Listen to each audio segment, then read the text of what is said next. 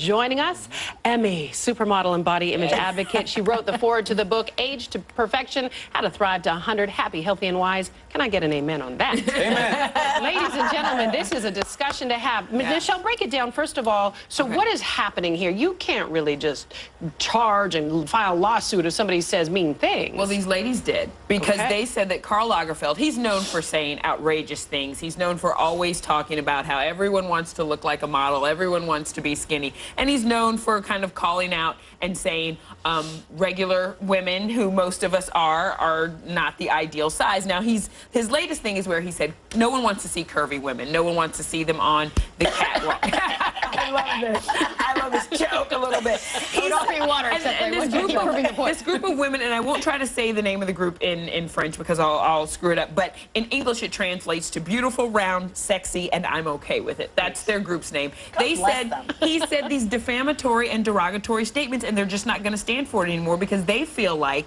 that it is showing little girls everywhere that their bodies and who they are is not right. So they wanted to file suit against So, Emmy, people taking a stand for something that you and I and many people have believed for a long time. What do you make of this, especially French women? I love it. Taking a stand on this. I love this. I love hearing how French women are taking a stand where fashion is where fashion is, where it's really this cornerstone of all of our lives.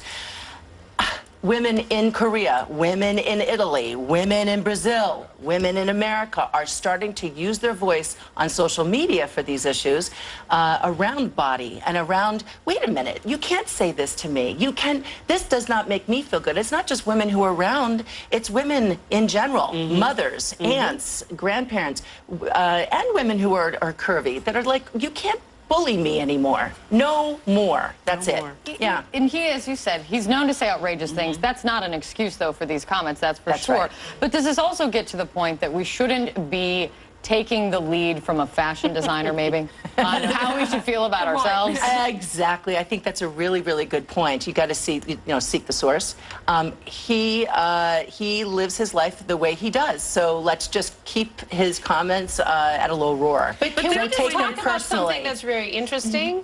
Karl Lagerfeld himself used to be a hefty fella. Yes. He used to be over 200 pounds and lost an extreme amount of weight, and he actually said that fashion for him was his influence to an inspiration to live a healthier life and to get thin. And to Kate's point, though, this group of women is also saying it's just that reason, because of his cachet, that we are holding him accountable. Because there are people like him, the little girls listen to what these fashion designers say, so we need to hold him accountable. Right. I think that, look, I'm raising 2 daughters, right? How old are they? 10 and 3.5 going on 27. And, we often hear the expression, women dress for other women. Women are other women's harshest critics. And Lagerfeld, I agree with, try to make him as irrelevant as you can as quickly as possible, because you want to separate that out. But when you get into even nomenclature like a plus-size model, you're a model, you're a beautiful woman. That should be it. People come in lots of different varieties. But I often feel, when I watch my daughter 10 years old, and she is beautiful. Certainly nobody will convince me of anything else. Right now. And I see her looking at what other women have on, and I think there's got to be an empower movement from within as well. Because I'll tell you, I went to the Giorgio Armani show the other night. Love Giorgio Armani, Italian, right? Must be good. My mother spent the entire night, I went with my mom and my wife, 2 most beautiful women there, and my mother spent her whole night looking at the women in the dresses and going, what is wrong with her? What is wrong? And, so you got to reinforce the image from it. My mother takes such a time to look at the girls and say, you look beautiful. Know that about yourself. No, that's got to be in there, too. Forget about him. Cut out the dumb statements.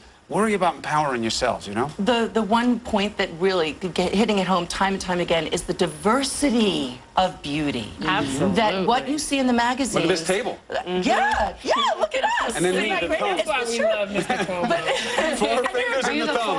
Are you the foil? But the diversity, we really truly have to embrace that. And when you take a look at a cover of a magazine, or if you take a look at an image that you see on a billboard, tell your kids that the eyes have been redone, the neck has been elongated, the body has been elongated, everything's been redone to be this kind of image that's not a real image. Well, I have a face full of makeup, head full of weave, and lashes on. There's an image.